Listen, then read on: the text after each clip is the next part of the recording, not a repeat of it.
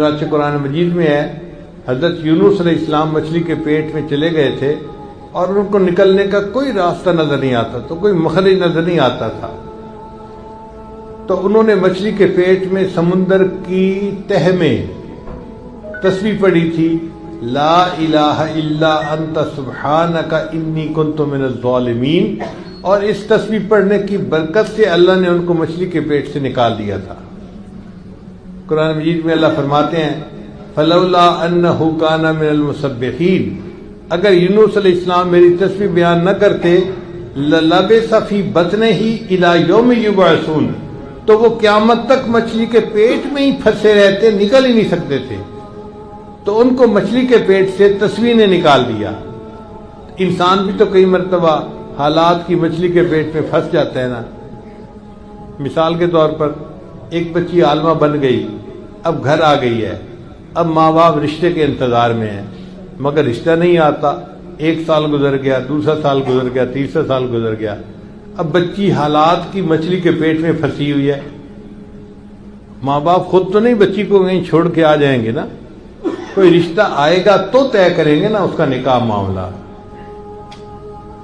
تو اس وقت وہ بچی کچھ نہیں کر سکتی، صرف دعا ہی کر سکتی ہے۔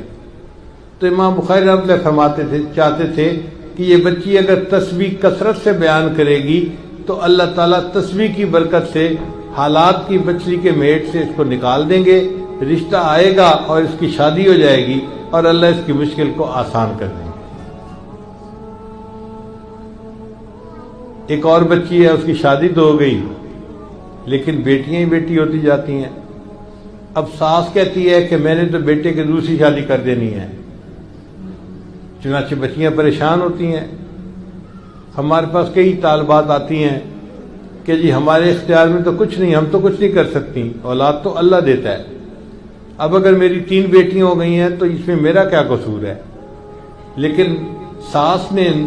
دھمکی دے دی اب اگر 4تھی بیٹی ہوئی نا تو بس میں نے شادی تمہاری خامن اپنے بیٹے کی کروا دینی ہے، تم اپنے گھر جانا۔ اب بچی پریشان ہوتی ہے، مچھلی کے پیٹ میں پھنسی ہوتی ہے، کیا کرے؟ تسبیح پڑھے، اللہ تعالیٰ تسبیح کی برکت سے اس کو بیٹا عطا فرمائیں گے اور وہ مچھلی کے حالات کی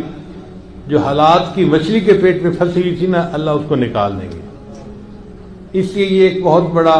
عمل تھا جو امام بخاری رحمۃ اللہ نے طلباء کو بتا دیا۔ اگر اس عمل کو باقاعدہ کرنے لگ جائیں تو ہمیں زندگی میں کسی عامل کے پاس جانے کی ضرورت نہیں رہے گی۔ اللہ تعالی ہمیں پریشانیوں سے، مصیبتوں سے محفوظ فرمائے اور ہمیں اپنی رضا عطا فرمائے۔ وآخر دعوانا ان الحمد